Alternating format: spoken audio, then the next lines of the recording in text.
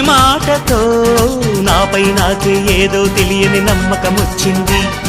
నీ స్ఫూర్తితో ఎంతో ఎంతో సాధించాలని తపనే పెరిగింది. నీ చెలిమితో ఊహల్లో నా ఊరిస్తున్నా గెలుపే అందింది.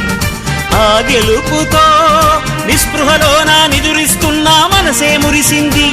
ఆ మనసు అలిసిపోరాదని ఈ చెలిమి నిలిచిపోవాలని ఇలా బ్రతుకును గెలవాలని